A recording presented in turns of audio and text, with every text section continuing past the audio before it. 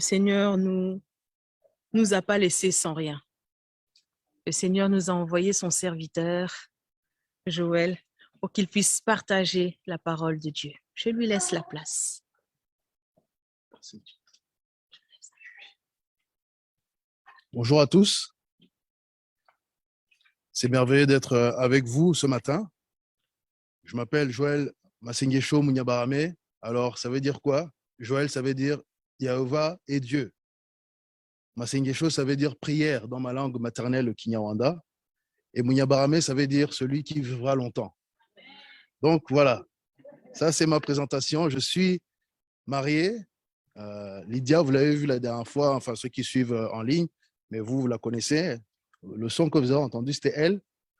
Et je célèbre mon épouse parce que vraiment, elle est une grande contribution à ma vie. Et nous avançons ensemble dans le Seigneur. Et nous avons actuellement 2 enfants. Je ne dis pas que c'est fini. On verra ce que Dieu fait. Mais nous remercions le Seigneur parce qu'il nous bénit ensemble. Il nous bénit aussi dans son service. Ce n'est pas toujours évident, surtout avec des petits-enfants. Mais nous remercions le Seigneur parce qu'il est avec nous et qu'il nous permet de vivre dans ces temps dans lesquels nous sommes. Alors, justement, recevez toutes mes salutations et aussi nous envoyons la salutation, bien sûr, à votre pasteur Émile qui n'est pas présent, mais qui nous a fait confiance et qui nous permet de partager la parole avec vous.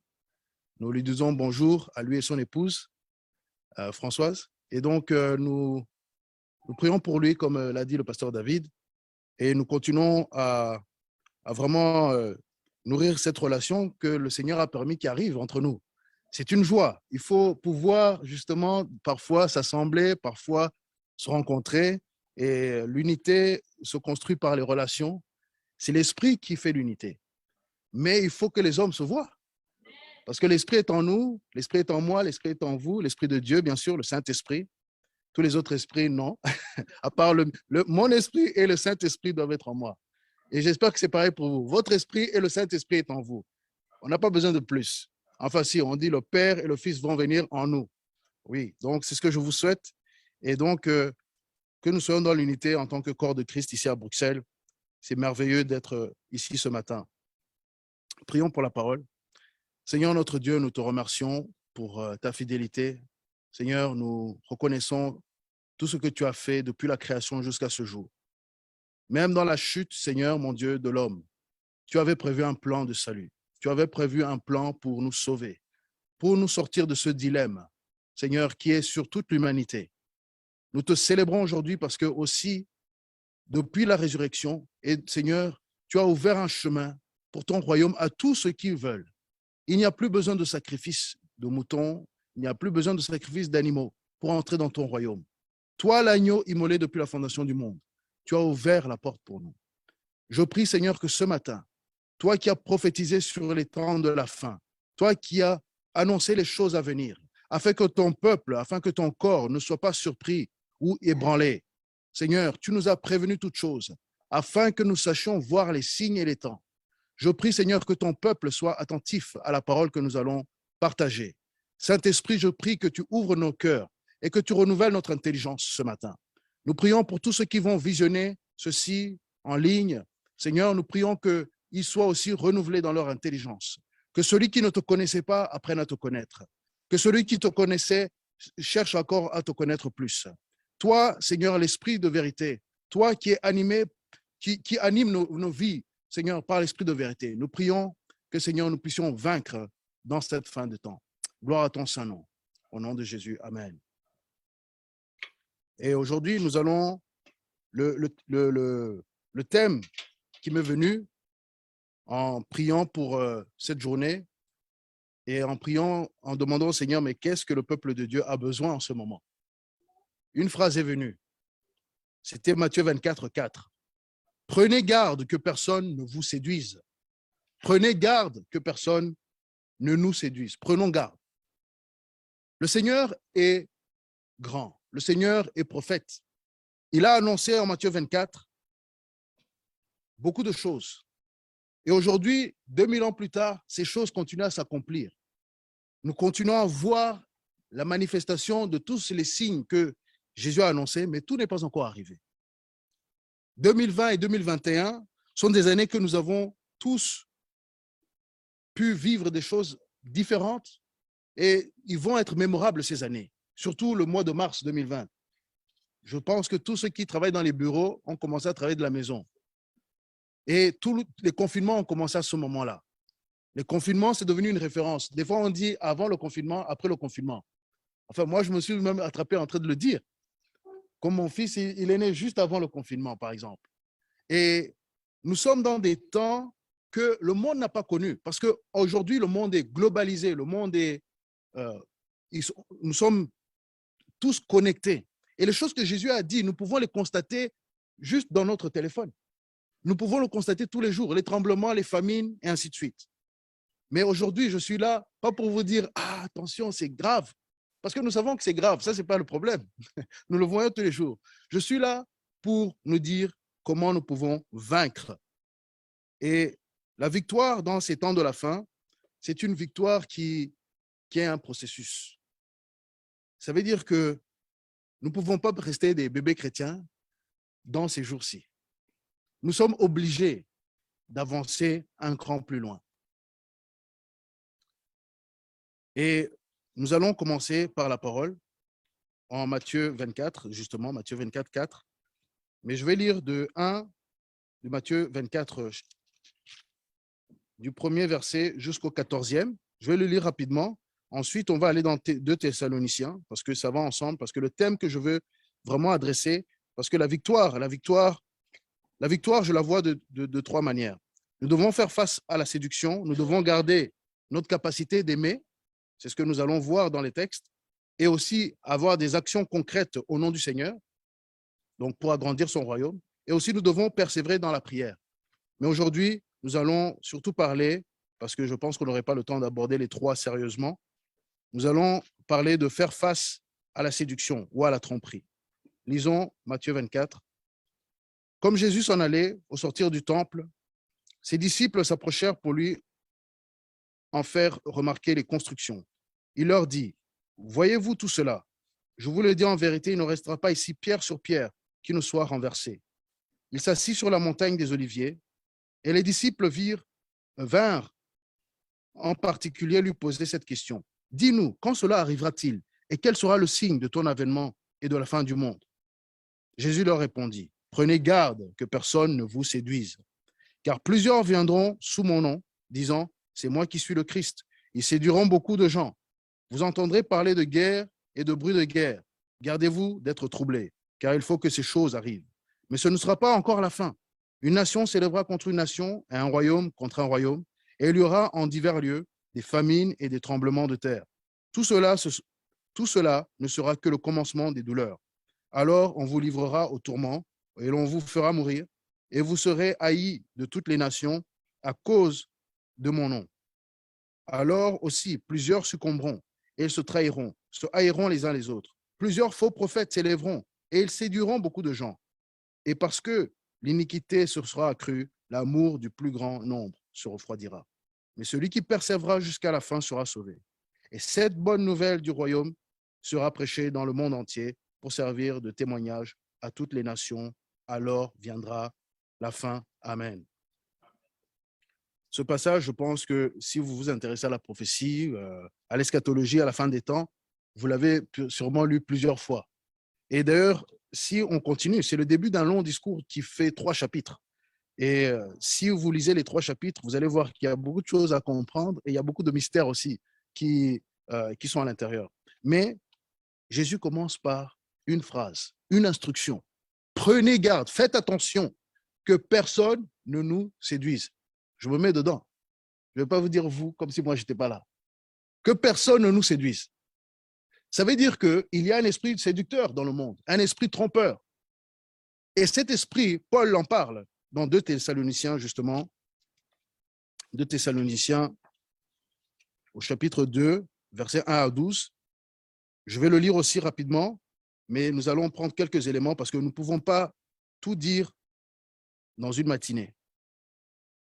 Pour ce qui concerne l'avènement de notre Seigneur Jésus-Christ et notre réunion avec lui, nous vous prions, frères, de ne pas vous laisser facilement ébranler dans votre bon sens et de ne pas vous laisser troubler, soit par quelque inspiration, soit par quelques paroles ou par quelques lettres qu'on dirait venir de nous, comme si le jour du Seigneur était déjà là.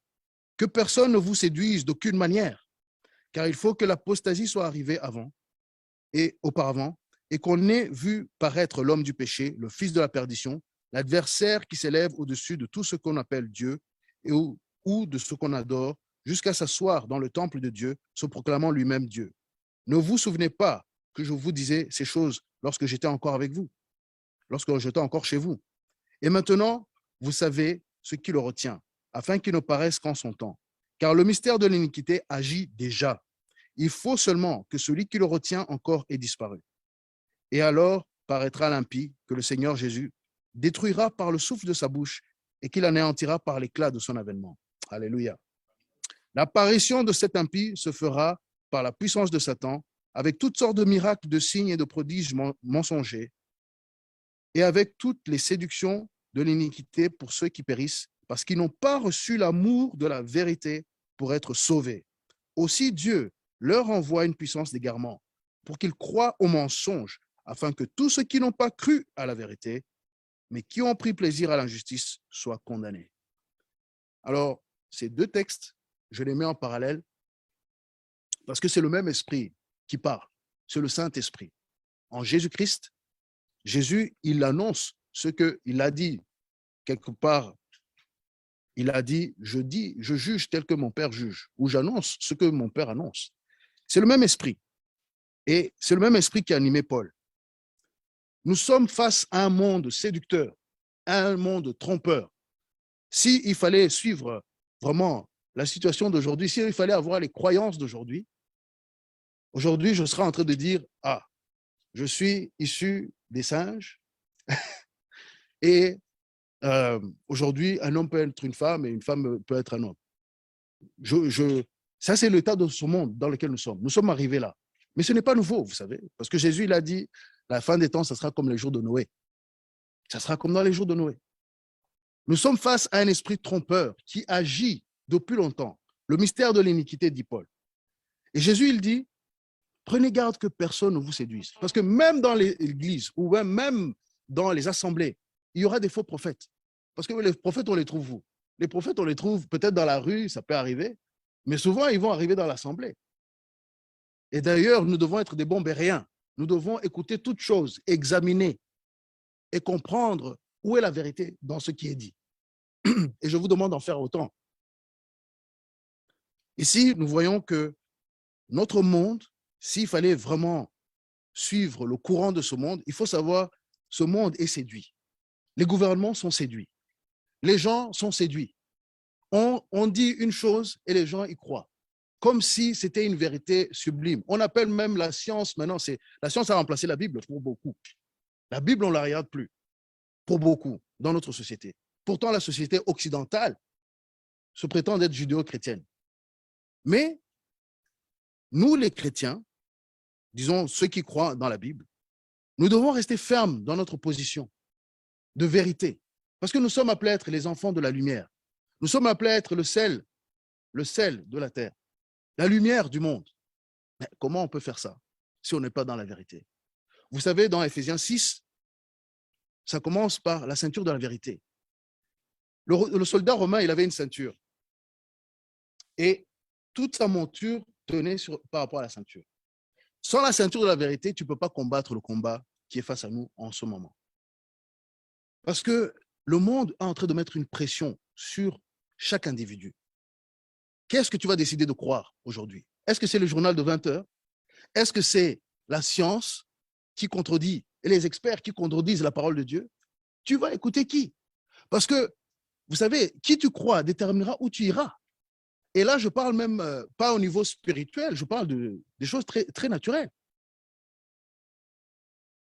Nous devons faire attention. Le Seigneur, il a dit, beaucoup viendront en mon nom. Beaucoup viendront en disant, je suis le Sauveur, je suis le Christ, je suis le Roi de Dieu. Et il y en a un qui est venu et il a séduit aujourd'hui plus d'1,4 milliard de personnes. Et il y a 1400 ans. Je ne vais pas le citer, mais vous comprenez. Il est venu avec un autre évangile. Il est venu annoncer autre chose. Et aussi, il y en a d'autres, des religions, il y en a plein, qui promettent tant de choses, mais qui n'aboutissent à rien, sans aucune vraie puissance pour transformer la vie d'un homme ou d'une femme ou de nos enfants. Nous devons vraiment faire attention. Jésus, il a dit, prenez garde. Et vous savez, la conversation commence comment?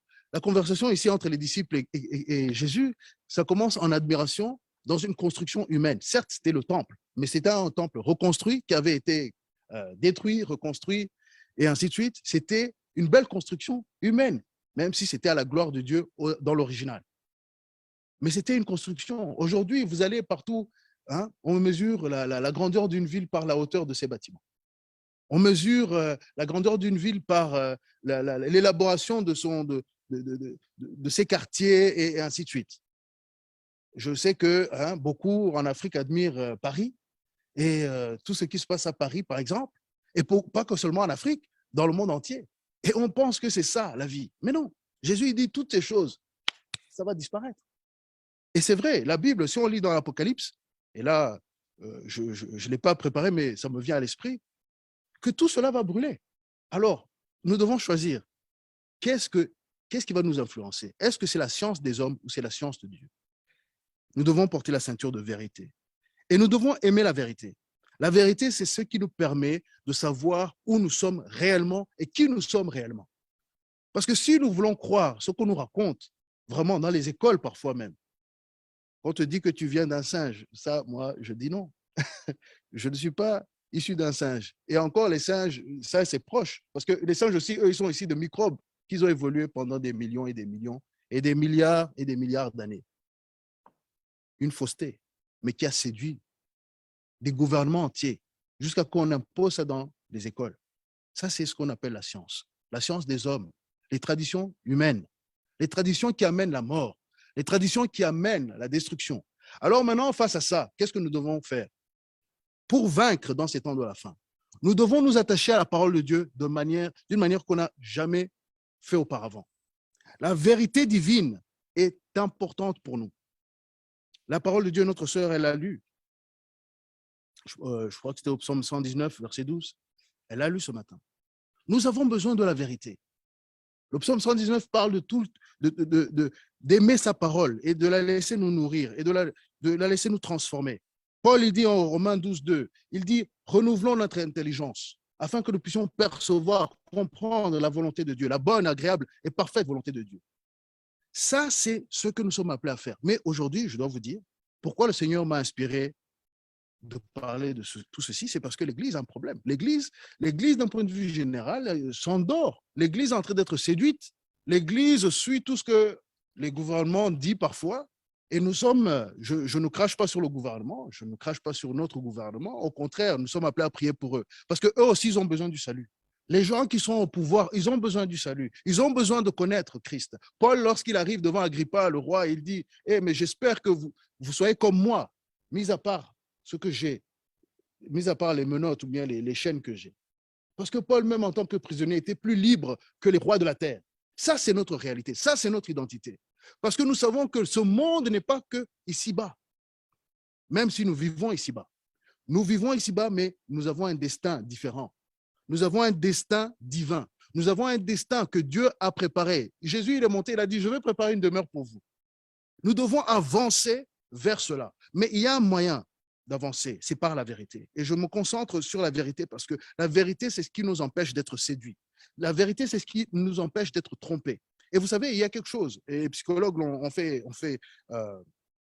des études sur ceci, c'est qu'il est plus difficile de faire croire à quelqu'un qu'il a été trompé que de l'amener dans la vérité.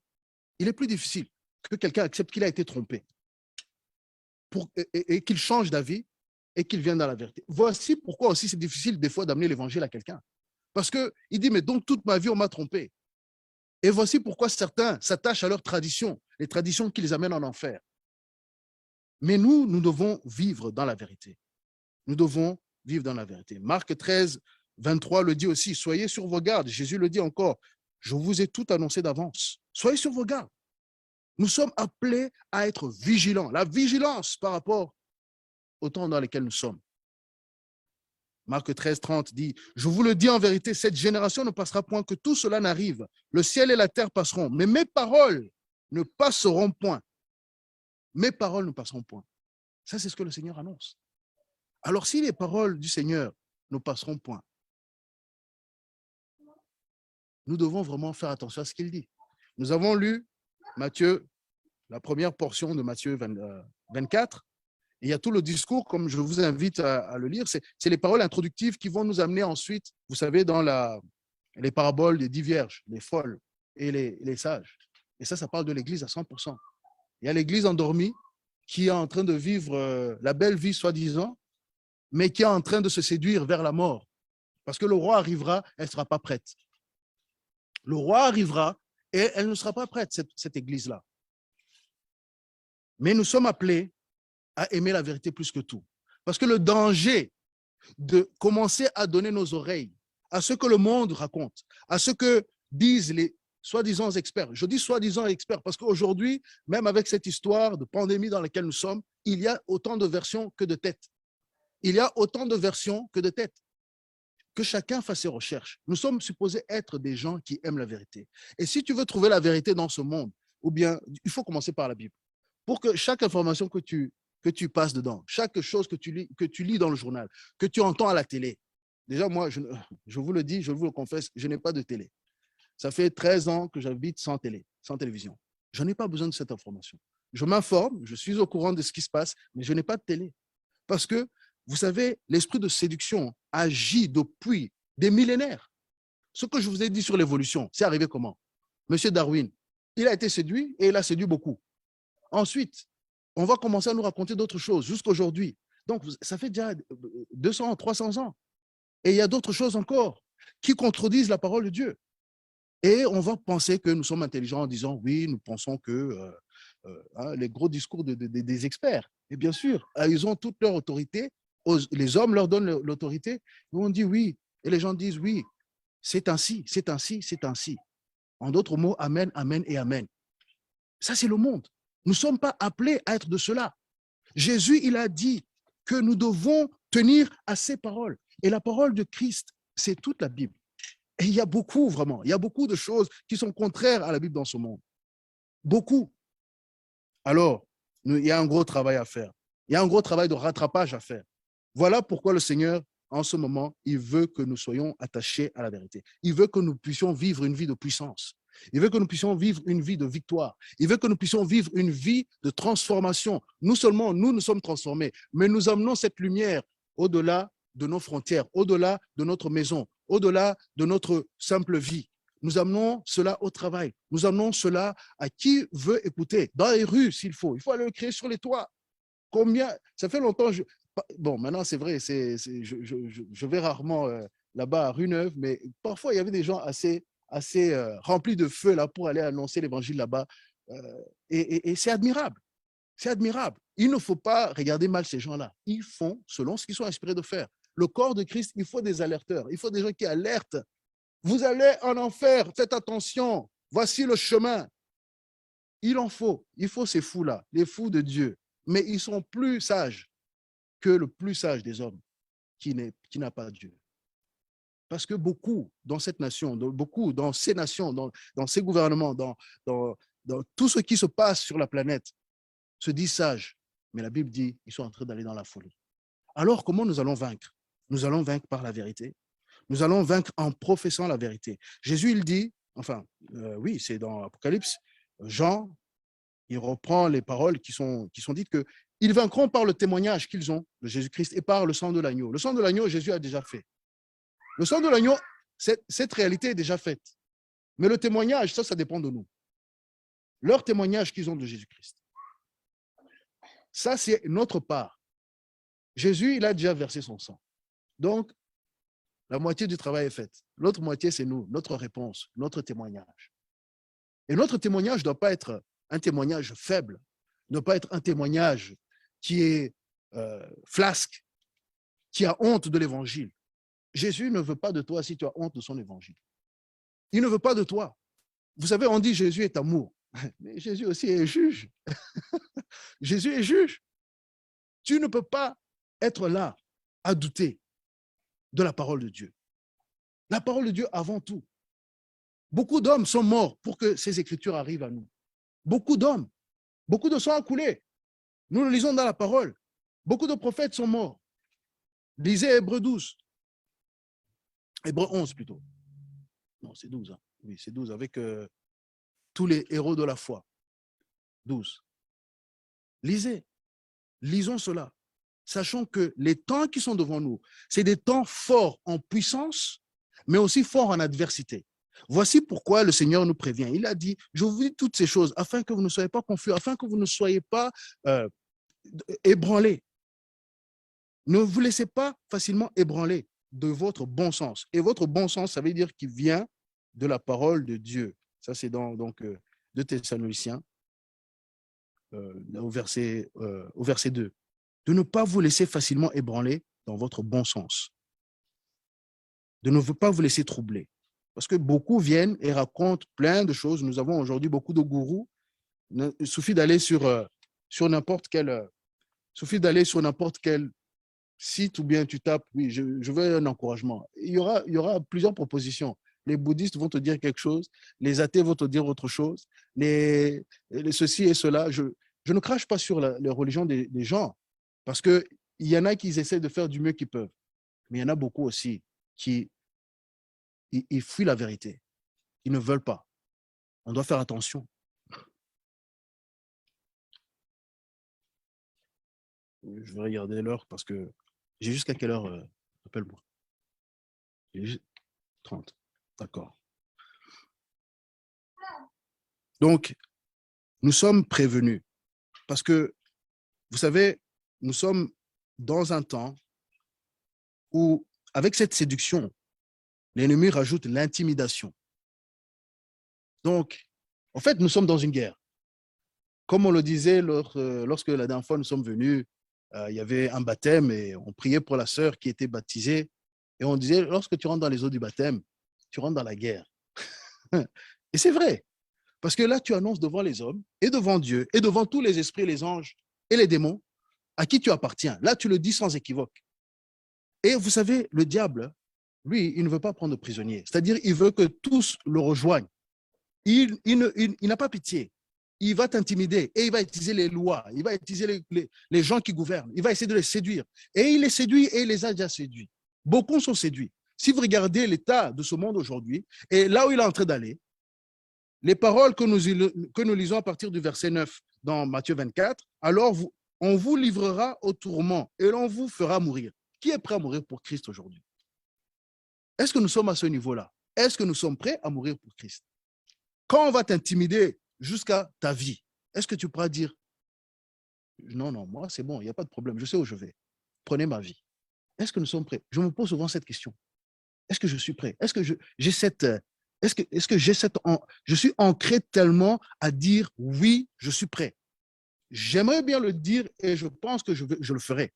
Mais on ne sait pas tant qu'on n'a pas été face à cela. Certains en Chine sont en train de vivre cela. Certains en Afghanistan sont en train de vivre cela. Les réseaux nous les envoient. Peut-être que ça ne passe pas au journal parce que vous savez, dès qu'il y a des martyrs pour le Seigneur, dès que le sang d'un martyr coule, ça réveille un réveil aussi. Les gens disent, ces gens sont prêts à mourir pour ce Jésus. Alors c'est que vraiment, il est solide. Mais vous savez, ça marche aussi dans l'autre sens. Hein. Quand les gens vont se faire bombarder au nom d'un autre Dieu que je n'ai même pas envie de citer, je ne veux pas l'honorer. Mais ça incite d'autres à dire, mais ces gens, ils y croient. Le sang qui coule, parce que l'homme, même si les gens sont dans l'erreur, le sang qui coule a un témoignage. Le sang d'Abel parle.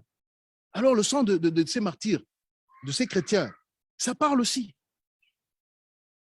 Mais parfois, nous sommes intimidés. Oh, même si un collègue commence à se moquer de nous, on a du mal. Les amis, on doit faire attention. Non, on ne doit pas être séduit et on ne doit pas être intimidé. Parce que les deux vont ensemble contre la vérité. La séduction et l'intimidation. La tromperie et l'intimidation. D'un côté, on te donne la carotte, on te séduit. Et de l'autre côté, si tu ne veux pas, on te chicote. C'est comme ça. Hein.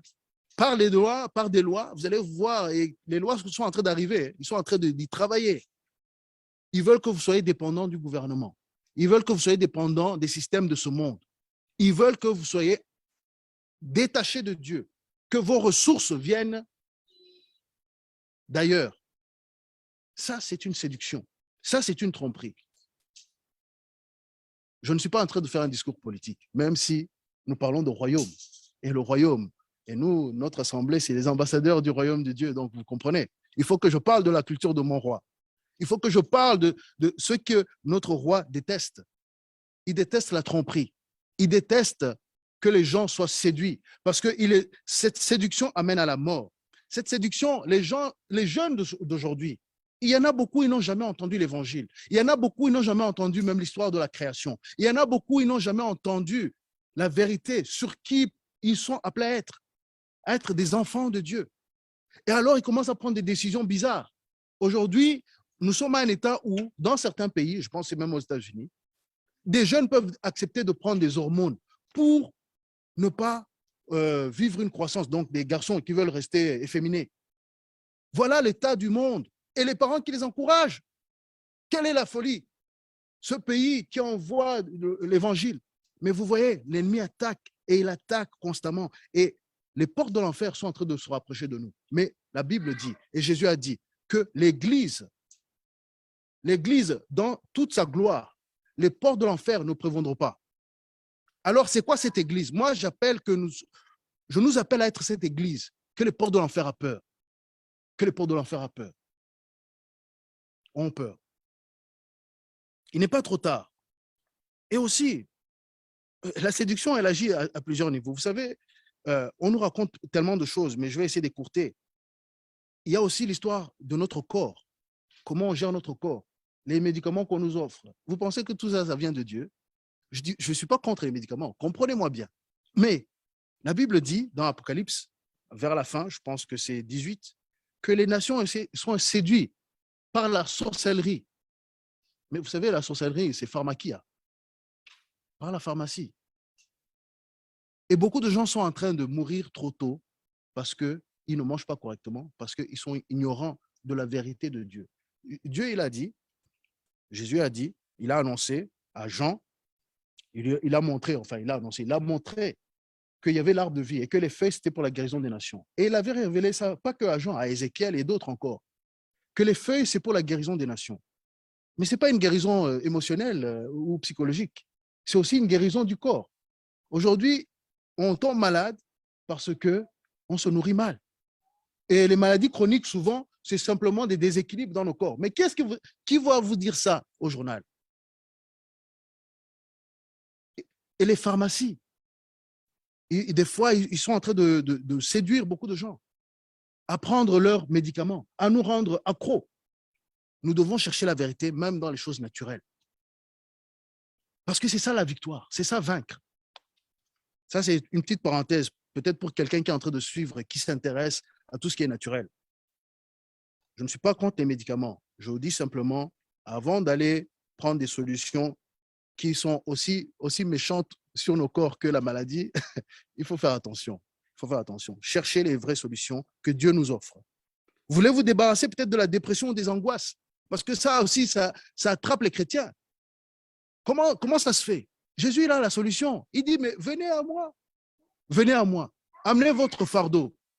Mon joug, il est doux. Et mon fardeau, il est léger. Donc, il dit, donnez-moi toute votre angoisse. Parlez-moi. Mais on ne trouve pas le temps de prière.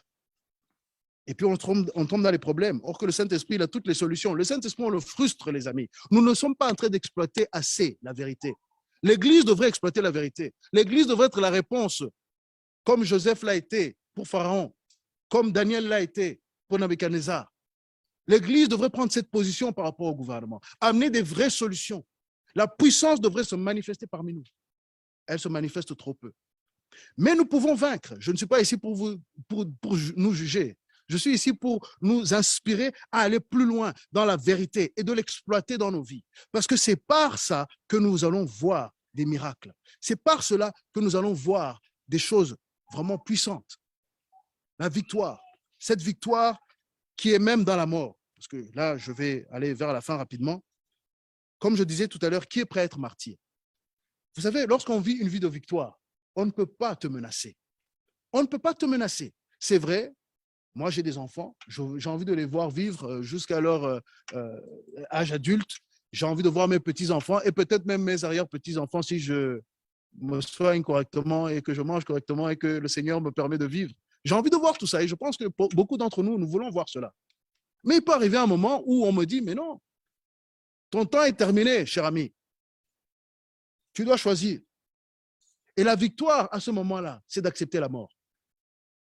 Et beaucoup ont fait ce choix. Je dois le dire aussi parce que si je vous dis la vie de victoire, c'est juste une vie où on montre la puissance de Dieu.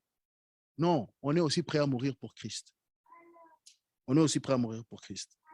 Il faut le savoir. Et dès qu'on prend cette décision, dès qu'on sent dès qu'en nous-mêmes, on intègre cette vérité, nous devenons inébranlables. Nous devenons forts. Nous devenons puissants. L'ennemi ne peut pas nous attaquer. Il ne peut pas nous toucher. Il envoie les flèches, mais le bouclier de la foi est très grand et très solide. Les flèches enflammées du diable ne nous atteignent pas. Nous ne pouvons pas nous faire avoir par les mensonges que ce monde nous offre. Non, nous allons prier pour nos malades aussi et voir des guérisons. Nous allons transformer la vie des hommes et ils vont revenir au Seigneur. Ils vont être réconciliés avec Dieu. Ils vont croire parce qu'ils vont voir. Ils vont devenir imitateurs de Christ, tels que nous sommes. Nous sommes appelés à être imitateurs de Christ. 1 Corinthiens 11, 1.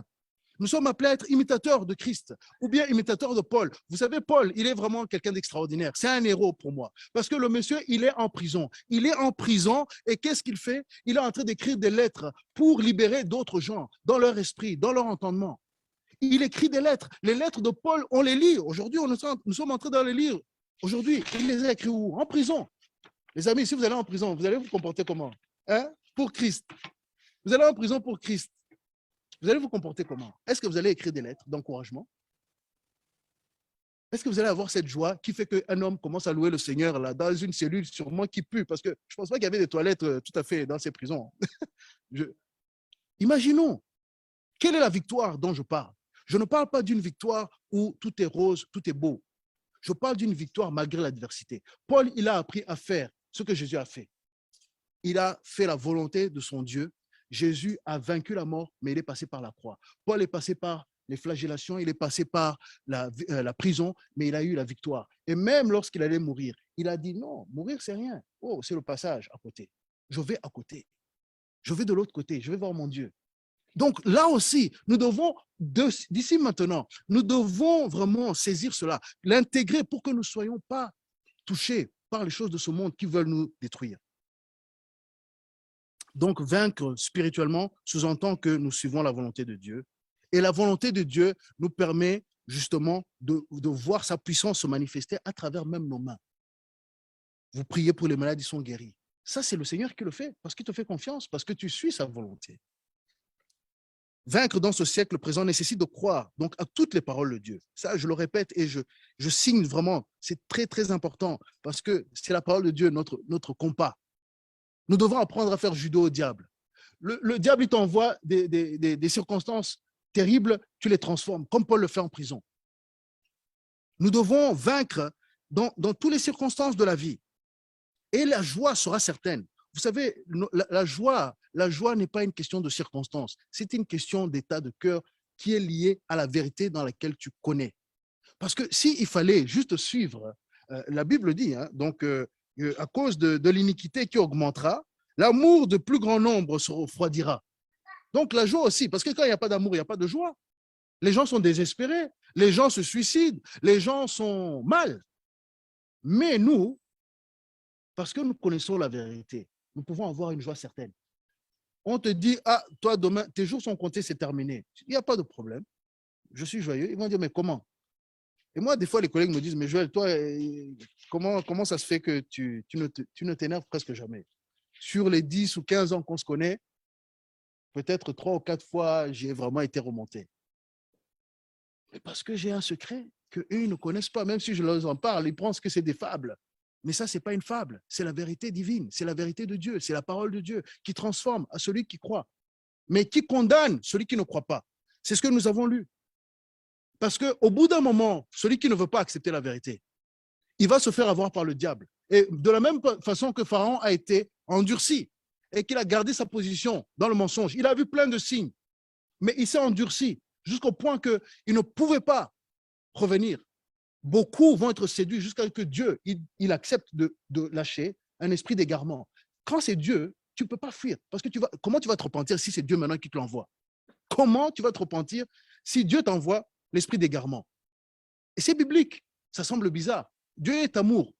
Mais il y a des limites de ton cœur, toi. Et il connaît cette limite. Et au bout d'un moment, tu es séduit et la mort t'attend. La mort éternelle dont je parle maintenant. Mais mes amis, nous ne sommes pas de cela et je souhaite que nous ne soyons pas de cela. En nous soumettant à la direction du Saint-Esprit, nous faisons moins attention aux circonstances que le diable peut nous envoyer ou nous entourer. Et avec la vérité, nous devenons inébranlables et nous bannissons la peur. Nous ne vivons pas dans la peur, les amis. C'est vrai que oui, il y a le Covid et tout ça. Non, il ne faut pas avoir peur. Ceux qui sont morts, les croyants qui sont morts, ils sont morts en Christ. Vous savez, ils sont libérés. Ils sont libérés. C'est vrai que ça peut faire mal. Je connais une famille qui a perdu, je pense, 2 ou 3 membres. Mais ces membres, ces personnes, ils connaissaient le Seigneur. Ils sont avec le Seigneur. Ils ont fini leur course. Peut-être que, oui, ce n'est pas la volonté parfaite de Dieu qu'ils partent comme ça. Mais aujourd'hui, celui qui part, comme disait un prophète, si quelqu'un est en train de partir aujourd'hui, il faut le laisser partir. Ne le ramenez pas. Ce n'est pas grave. Il est chez le Père. Il est mieux. Donc, nous ne devons pas être pris par la peur au point de ne plus vivre, de ne plus avoir la joie, d'être tout le temps dans l'inquiétude. Moi, je vous ai dit, je n'ai pas la télé. Et franchement, ça me fait un bien fou. Parce que des fois, les journaux, surtout en 2020, tous les jours, on te dit le nombre de morts, comme si ce n'était pas déjà le cas. Vous savez que la grippe, par exemple, elle tue depuis longtemps, mais on ne l'annonçait pas au journal. Si on vous disait aujourd'hui le nombre de personnes qui meurent tous les jours par la grippe, je ne parle pas du Covid, la grippe, mais vous avez pensé que on est sous attaque de je ne sais quel démon là. Mais non, la grippe, elle vient, elle termine les gens, ceux qui sont déjà faibles. Il faut bien que quelque chose fasse ce travail. Mais cette réalité, par exemple, on ne la considère pas. Et on commence à avoir peur. Et on est saisi par la peur. Et celui qui agit par la peur, il finit mal. Alors, chers amis, je veux vous dire donc de vivre dans la victoire. Je n'ai pas parlé de l'amour, même si on doit vivre dans l'amour. Et je n'ai pas parlé des actions concrètes au nom du Seigneur, parce que tout cela, ça contribue à la victoire. Je n'ai même pas parlé de comment persévérer en prière, parce que toutes ces choses sont importantes et sont nécessaires. Je vous ai parlé de la vérité, parce qu'aujourd'hui, votre mental, votre intelligence est en train d'être attaquée. Nous sommes attaqués. Et la première chose, c'est de savoir que nous sommes attaqués, que les informations que nous recevons ne sont pas toutes divines.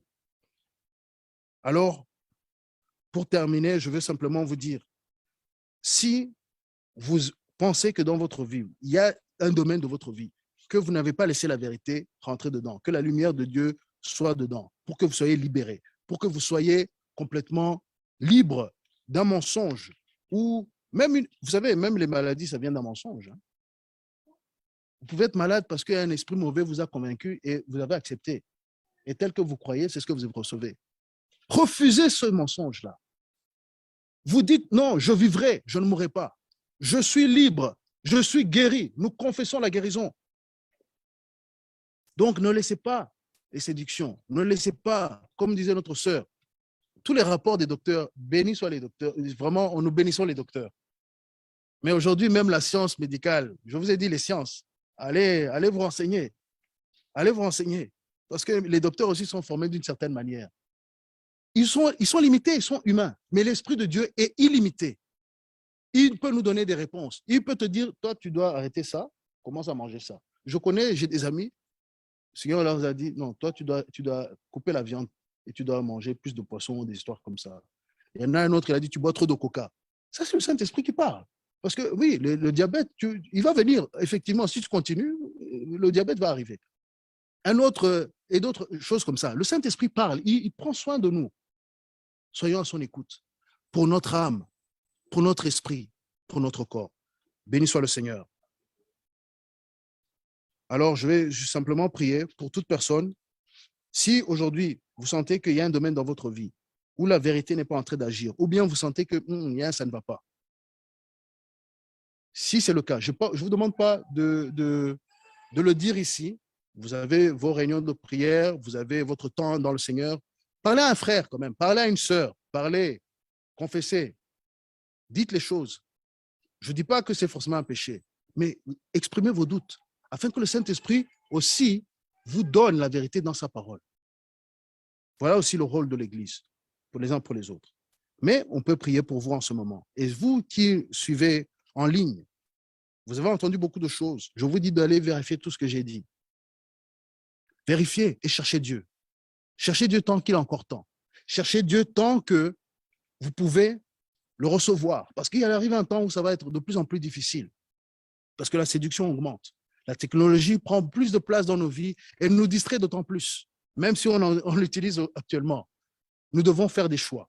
Nous devons accepter la parole de Dieu comme notre compas.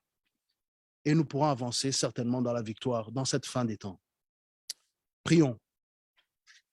Seigneur mon Dieu, je viens devant toi, nous venons ensemble devant toi. Nous savons que nous sommes limités, mais toi, tu es illimité. Nous savons que, Seigneur, nous avons une portion de la vérité, mais ton esprit, c'est l'esprit de vérité qui nous apprendra toutes choses. Et Seigneur, même si le mensonge augmente dans le monde, même si les ténèbres augmentent, ta grâce, Seigneur mon Dieu, surabonde. Et Seigneur, ton esprit nous parle. Et Seigneur, les choses que l'homme n'a pas encore vues, tu les as prévues pour nous. Car tout concourt au bien de ceux qui aiment Dieu. Et Seigneur, qui vont selon son destin. Seigneur, nous voulons venir aujourd'hui te remettre toutes les âmes qui ont suivi ce message. Seigneur, je les remets entre tes mains, qu'ils soient imprégnés de toi, de l'esprit de vérité. Seigneur, qui les permet de vivre dans la joie et dans l'amour, dans la justice que tu donnes. Seigneur, tu es la vérité, tu es le chemin, tu es la vie. Seigneur, nous avons besoin de toi. Toute personne, tout humain a besoin de toi. Seigneur, nous refusons les activités du diable et de ses démons qui amènent le mensonge dans nos vies. Nous refusons les activités, Seigneur, de tous ceux qui viennent viennent contrer ta parole. Et nous venons accueillir, Seigneur mon Dieu, ta présence dans nos vies, dans notre intelligence, dans nos corps, dans nos émotions. Seigneur, que notre esprit soit vivifié par ton esprit. Je prie cela pour moi, pour mes frères ici présents et pour ceux qui suivent aussi au loin. Nous prions pour chaque âme, Seigneur, ce matin, et nous les recommandons à toi. Nous prions qu'ils soient bénis, qu'ils soient transformés, que cette parole, Seigneur, ils puissent aller la lire, que cette parole, Seigneur, que tu nous as donnée et que tu as transmis, que tu as permis qu'elle arrive à nos yeux aujourd'hui et à nos oreilles aussi, Seigneur, qu'elle transforme beaucoup de vies encore dans ces temps dans lesquels nous sommes. Nous prions, Seigneur mon Dieu, pour les gouvernements que nous avons cités. Seigneur, les ministres, nous prions pour le roi ici en Belgique, les ministres et tous ceux qui sont ici, Seigneur mon Dieu, qui gouvernent. Nous les mettons entre tes mains. Nous prions qu'eux aussi soient instruits par la vérité. Nous prions que, Seigneur, dans ce monde, il y ait un réveil de vérité, un réveil d'amour de Dieu. Seigneur, pour que les gens aient soif et faim de toi et qu'ils te découvrent Jésus-Christ comme sauveur. Nous prions, Seigneur, qu'il y ait l'unité de Christ dans ton Église pour que, Seigneur mon Dieu, nous ne faisons pas partie des vierges folles, mais que nous soyons, Seigneur, dans celles qui ont l'huile du Saint-Esprit et qui seront prêts à ton avènement. Gloire à ton Saint-Nom. Saint-Esprit, je prie pour le pasteur de cette assemblée qui nous a fait confiance ce matin. Nous prions pour lui, sa santé. Nous prions pour, Seigneur mon Dieu, toute son assemblée et l'équipe, Seigneur mon Dieu, qui est ici, qui nous a reçus. Nous prions des bénédictions spirituelles et naturelles sur leur vie. Nous prions, Seigneur, pour des portes ouvertes dans cette assemblée. Nous prions pour des portes ouvertes, Seigneur mon Dieu, dans l'avancement du ministère. Nous prions pour des portes ouvertes dans l'avancement des vies individuelles. Nous prions pour les enfants et nous prions pour tous ceux qui s'occupent des enfants. Nous prions pour, Seigneur mon Dieu, oui, aussi les médias, tout ce qui concerne les médias dans cette assemblée. Nous prions que ça croisse et que, Seigneur, l'impact dans ce monde soit un impact qui est digne, Seigneur, pour qu'un jour tu pourras nous tous nous dire, oui, bon et fidèle serviteur, viens dans la gloire du Seigneur. Merci Jésus. Merci parce que tu nous as entendus et merci parce que tu es fidèle. Au nom de Jésus. Amen.